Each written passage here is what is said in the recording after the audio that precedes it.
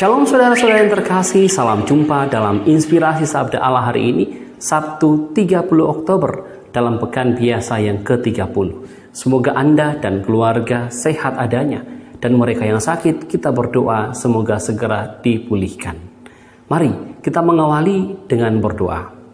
Dalam nama Bapa dan Putra dan Roh Kudus. Amin. Bapa yang Maha Baik, kami bersyukur kepadamu untuk rahmat yang tercurah untuk kami sampai saat ini. Hadirlah bersama kami, semoga sabdamu hari ini menginspirasi perjalanan hidup kami. Demi Kristus Tuhan dan Juru Selamat kami. Amin. Sabda Tuhan yang akan kita renungkan dari Injil Lukas bab 14 ayat 1 dilanjutkan ayat 7 sampai 11. Pada suatu hari Sabat, Yesus datang ke rumah salah seorang pemimpin dari orang-orang Farisi untuk makan di situ. Semua yang hadir mengamat-amati dia dengan seksama. Karena Yesus melihat bahwa tamu-tamu berusaha menduduki tempat-tempat kehormatan, ia mengatakan perumpamaan ini kepada mereka. Kalau seorang mengundang engkau ke pesta perkawinan, janganlah duduk di tempat kehormatan. Sebab mungkin orang itu telah mengundang seorang yang lebih terhormat daripadamu, supaya orang itu yang mengundang engkau dan dia jangan datang dan berkata kepadamu, berikanlah tempat ini kepada orang itu.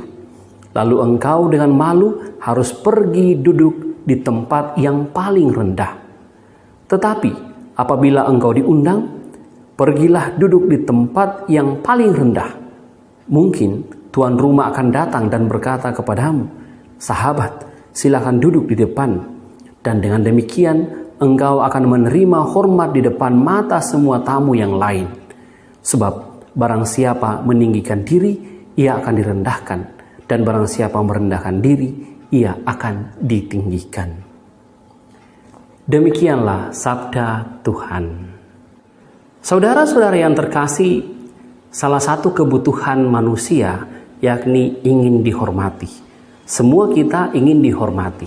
Hanya saja Yesus dalam Injilnya hari ini juga mengatakan kepada para muridnya untuk dihormati tetapi dengan cara yang lain. Maka Yesus mengatakan barang siapa meninggikan diri ia akan direndahkan, dan barang siapa merendahkan diri ia akan ditinggikan.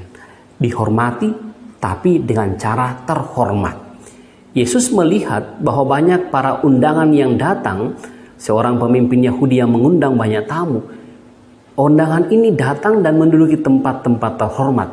Yesus mengkritik ini bahwa janganlah kalian seperti itu. Kalian juga dihormati, tapi jangan dihormati karena kedudukanmu. Jangan dihormati karena kekayaanmu. Jangan dihormati karena prestasimu. Jangan dihormati karena karir atau juga keahlianmu. Tapi lebih daripada itu, kamu dihormati karena pribadimu. Itulah sebabnya Yesus mengatakan barang siapa merendahkan diri, ia akan ditinggikan. Para murid diundang juga untuk dihormati, tetapi dihormati karena memiliki pribadi yang baik. Inilah yang dapat menjadi inspirasi sabda Allah hari ini. Yesus menginginkan para muridnya untuk dihormati karena pribadinya.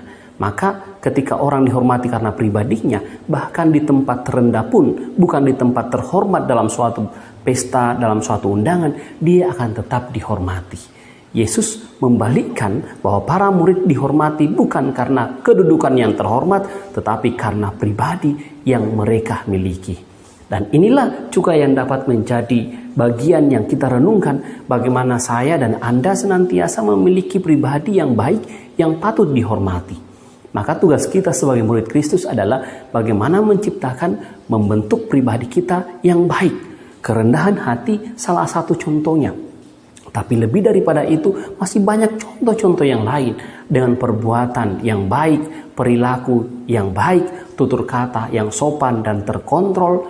Lalu kemudian kepribadian atau keutamaan-keutamaan seperti berbelas kasih, berbelah rasa, prihatin, dan juga bersolidar dengan orang-orang yang ada di sekitar kita. Dengan cara inilah kita menciptakan pribadi yang baik dan akhirnya dihormati.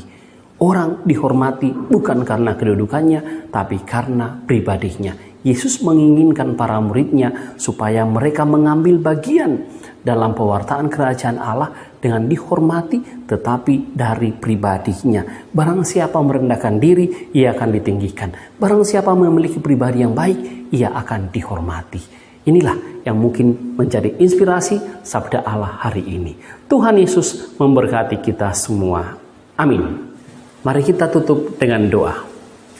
Allah Bapa yang Maha Baik, kami bersyukur karena sabdamu hari ini mengajar kami untuk memiliki pribadi yang baik, pribadi yang dibanggakan, yang mampu dihormati dan diikuti oleh orang.